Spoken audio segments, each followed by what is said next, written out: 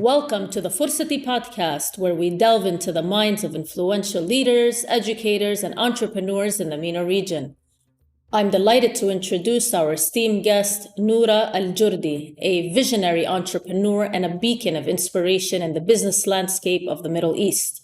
With a diverse portfolio spanning technology, education, and women empowerment, Noura brings a wealth of experience and insights to our conversation today.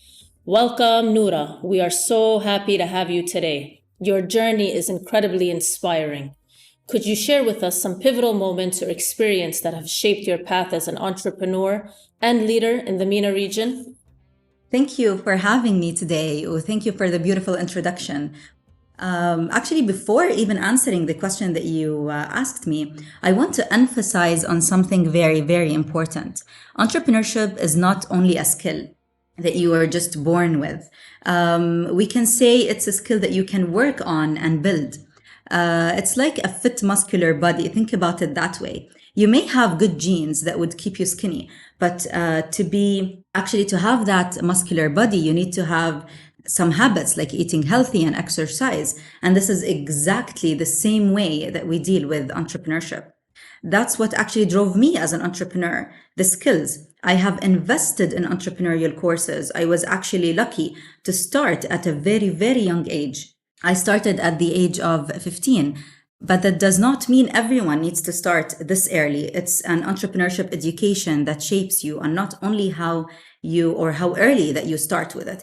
I took an entrepreneurship course with INJAZ Qatar called the company program in around 2010.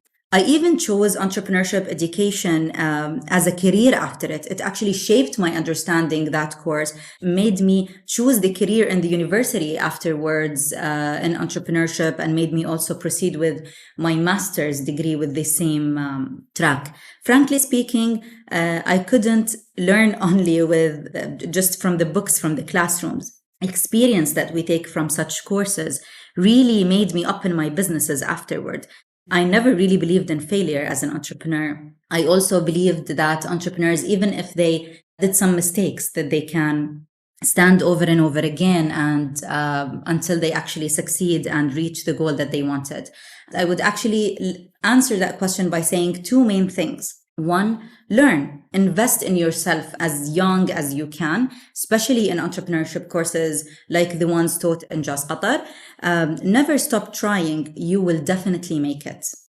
Thank you so much for that, Noura. And as an employee at INJAZ Al Arab, I'm really proud to hear about all your successes, how you started at a young age, how you were inspired by the company program. And I'm really proud to learn about the accomplishments that you've had, whether it's through a master's degree, through your own business, through your own educational journey.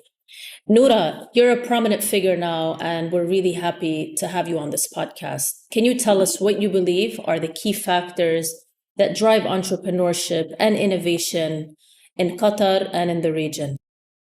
I would definitely say dreams. Dreams turn into a vision. They turn into actually a strategy. Entrepreneurship in general is not only about opening businesses. Entrepreneurs think, and they have that mindset to solve problems, to fill gaps, to take maybe these problems as an opportunity to innovate, to evolve, and even succeed. Don't get me wrong, definitely make money through filling these gaps. But in general, this is how an entrepreneur has that perspective in their mind. And I believe this is a major and crucial difference between an entrepreneurial mentality and how an entrepreneur starts thinking out entrepreneurial ideas and not only business ideas. And this is exactly what INJAZ Qatar was focusing on. Thank you so much for that, Noura. Definitely. It's not all about winning at the very beginning. I guess you have to go through various obstacles and experiences in order to get to where you want to be in life, especially as an entrepreneur. Noura, looking at your profile, you've pretty much engaged in so many sectors, whether it's tech, education, or even female empowerment. How do you see these areas intersecting and contributing to the overall development of the region itself? I think you summarized the main factors very, very well, and I want to tackle each and every one maybe individually. So, starting with education, to be a good entrepreneur and contribute in the development of the region, you need to learn some untaught skills in classrooms. And these skills could be learned with some entrepreneurial courses that make you learn by action and not only learn by reading some books. And these skills could be perceiving problems as an opportunity for development. They could be perseverance, tenacity, creativity, maybe teamwork, and many, many other skills that you could think about. You cannot do these things without really proper entrepreneurial education. And moving to technology, it's a great underestimated asset, I would say, by many. Technology enables entrepreneurs to access information, to access resources, markets, and even customers more easily and even cheaply. It helps entrepreneurs innovate products or services with the continuous changing market demands that we see and help them understand the expected, I would say, future changing demands as well, which make them great leaders and think the right way. Probably leaving the best for the last, which is women empowerment. I personally, as Noura, believe that different colors create a better picture. The same applies for entrepreneurship. To innovate, we need different mentalities. We need different visions. I started actually seeing this a lot in the MENA region. I believe it's a crucial factor to contribute in the success of entrepreneurs in the region. Very inspiring, Noura. You pretty much brought it together and you summarized it very well. It's all about using that interdisciplinary approach by using life skills education into the classroom, using technology wisely, and then bringing in that color that you just stated, where you have different mentality and a diverse vision, which leads me to my next question regarding women. What advice do you have for aspiring female entrepreneurs in the MENA region? Inspire us. Honestly, if I were to give an advice, I would want to share something I truly wished someone have told me before when I was younger. And I honestly regret not doing that. It made me fail at a certain point of my life, but also it made me learn a lot. My advice is learn by, enjoy the journey while you're actually doing it. If you fail, stand up again. If you cry, wipe your tears and go on. If you feel stressed, really focus on that small progress daily. I focused on the outcome before, more than actually the journey. I forgot to enjoy it, or actually, I did not even know how to enjoy the journey while really working under this much stress, which made me bored through the process. It also lowered my energy. And to be honest, I failed at a certain time of my life because of this main cause. I now, as Noura, I believe blindly. If you enjoy it, you will do it. And it's like a fuel that would keep you going. And I honestly have to take this opportunity to thank INJAZ Qatar, because they have also evolving, educational methods to make their students as well now learn more and more about the changing demands, which makes us understand how to maybe do better time management, to maybe deal with stress better, enjoy the journey while we're going. So I would, as today, thank INJAZ Qatar for the 12 years before, or even 11 years before, for this great learning journey. I think INJAZ Qatar really did teach you a lot, which is great to hear.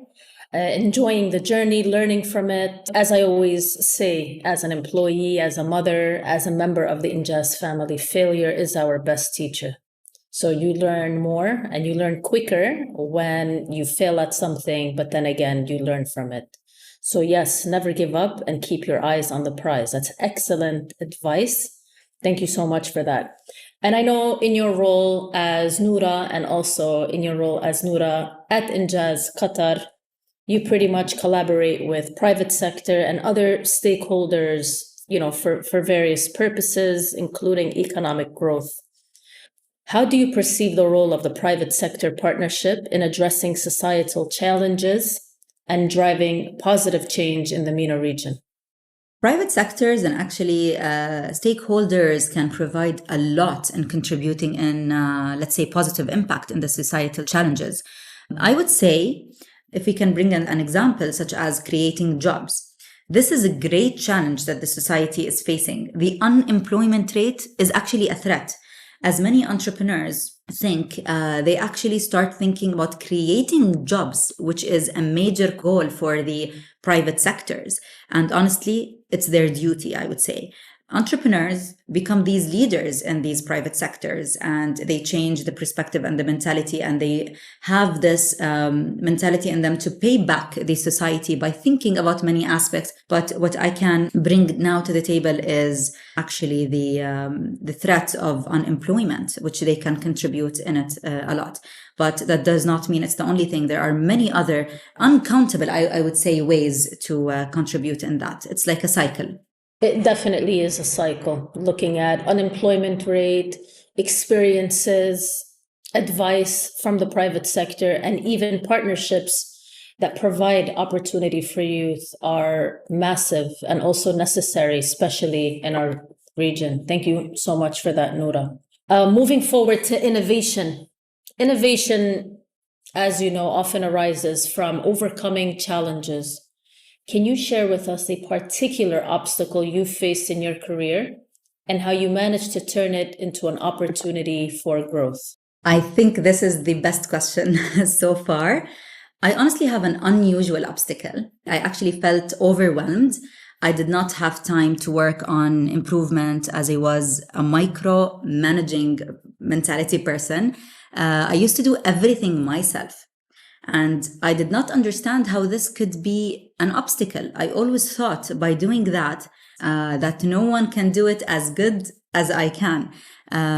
Because I really wanted that days to seek the best results that I can. While I was struggling with all this, I was actually studying my master's in HEC Paris, and the professor pointed out this to me harshly. I remembered feeling really frustrated that day.